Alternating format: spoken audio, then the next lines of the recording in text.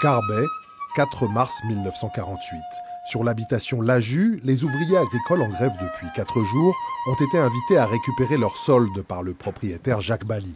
Mais lorsqu'ils quittent l'exploitation pour rejoindre le bourg, les forces de l'ordre sont déjà sur le chemin, manifestement prêtes à en découdre avec les grévistes. Très rapidement, les choses tournent au drame, puisque les gendarmes commencent par donner des coups de crosse et puis finalement ils tirent feu à volonté. Le bilan est lourd.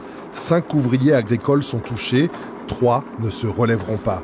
Les regards se tournent alors vers le préfet Pierre Trouillet, accusé d'avoir autorisé la tuerie.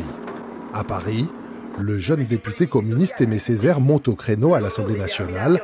Il dénoncera les faits dans un texte poétique, une lettre ouverte à l'attention du préfet. Dans les bouts de l'avenir, nous avançons notre chemin.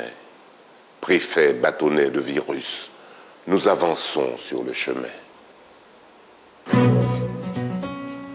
Dans la Martinique de l'après-guerre, la situation économique et sociale est très difficile pour une écrasante majorité de la population. En mars 1946, la loi d'assimilation transforme les vieilles colonies en départements français. Tout semble désormais possible, tous les espoirs sont désormais permis. Ce nouveau statut est vraiment porteur d'un espoir immense de la population martiniquaise et notamment la population des plus démunis. Et effectivement, un nouveau personnage qu'on ne connaissait pas, inédit, dans ce qu'on appelait avant les vieilles colonies, Martinique, Guadeloupe, Guyane et Réunion, apparaît, c'est le préfet. En août 1947, Pierre Trouillet est donc le premier à s'installer dans l'ancienne résidence du gouverneur. Tandis que le syndicat CGT gonfle ses rangs sur les plantations et exige l'amélioration des conditions de travail déplorables des ouvriers agricoles, le préfet est lui en mission commandée. Il doit freiner la progression du communisme qui prend, vu de Paris, des proportions inquiétantes en Martinique. Cette usine sucrerie est alors la plus importante de la région. Le 1er mars, alors que la coupe de la canne a déjà commencé, les ouvriers syndiqués réclament des augmentations de salaire, en particulier pour ceux qui travaillent sur les parcelles les plus difficiles, celles sur lesquelles la canne est la plus sale. Ils sont venus à la demande du biquet chercher leur salaire. La famille Jacques a été particulièrement endeuillée par cette tuerie. 2 frères ont été abattus. Leur sœur a été sérieusement blessée. Plus de 70 ans après, l'émotion est toujours vive quand les enfants retournent sur les lieux du drame pour exhumer ces douloureux souvenirs. Il y avait mon père et sa sœur Yvonne qui descendaient derrière. Et arrivés à leur hauteur, ils se sont arrêtés et puis se sont mis à tabasser mon père. Ma tante qui a essayé de riposter, elle a reçu une balle à la jambe. Et ils ont tué mon oncle Henri qui essaie de défendre son frère et sa sœur. La mère d'André Jacques était enceinte de lui quand son mari a été tué.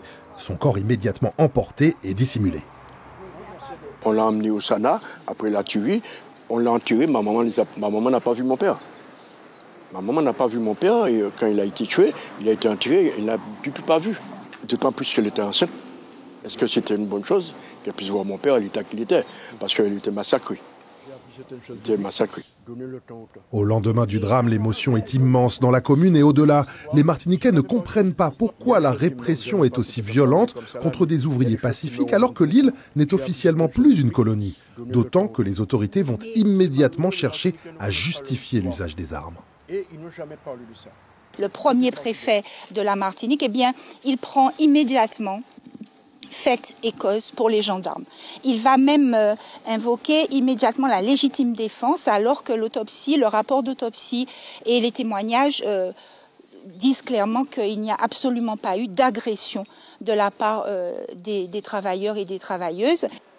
Préfet, dans les rires du vent, dans les yeux des enfants, on voit trembler tes mains de sang. Nous avançons sur le chemin. La presse généraliste est quasiment muette, mais Justice, l'organe du Parti communiste martiniquais, ne va cesser de dénoncer l'attitude des forces de répression, page après page, article après article, avec la bénédiction d'Aimé Césaire. Aimé Césaire, le 17 mars, lors d'une allocution à l'Assemblée nationale, va clairement demander le départ de Pierre Trouillet en disant qu'il a du sang sur les mains et qu'il faut qu'il quitte immédiatement la Martinique. Malgré la pression, le préfet Trouillet restera en poste pendant encore 2 ans. En 1967, Jean Bally, le fils de Jacques qui avait fait appeler les gendarmes en mars 48, sera même élu maire du Carbet. Isambert Duriveau, un sculpteur spécialisé dans les œuvres mémorielles, s'est passionné pour cette histoire. Il a cherché à comprendre l'amnésie collective qui semblait avoir frappé les Carbétiens. Jean Bally avait une relation particulière avec les habitants du Carbet. Il doit être parrain d'une trentaine ou d'une quarantaine d'enfants. Et puis, c'était le fournisseur d'emplois. C'était la plus grosse entreprise. Si vous voulez, on ne lui attribuait pas la responsabilité de ces morts. Ainsi, pendant plus d'un demi-siècle, les témoins de ce que l'on appelle désormais la tuerie du Carbet se sont tus, même au sein des familles de victimes. En famille même, nous avons guère eu l'occasion d'en discuter de la mort de notre père. On n'a pas eu l'occasion du tout. Maintenant, c'est en grandissant que moi, je veux savoir des choses. Là, on parle d'histoire. On ne parle pas de revanche. C'est l'histoire. On doit s'approprier de notre histoire. Pour moi, c'est quelque chose de primordial et ô combien important pour les générations actuelles et futures. Préfet, ronge tes ongles, lèche ce sang. Nous avançons sur le chemin.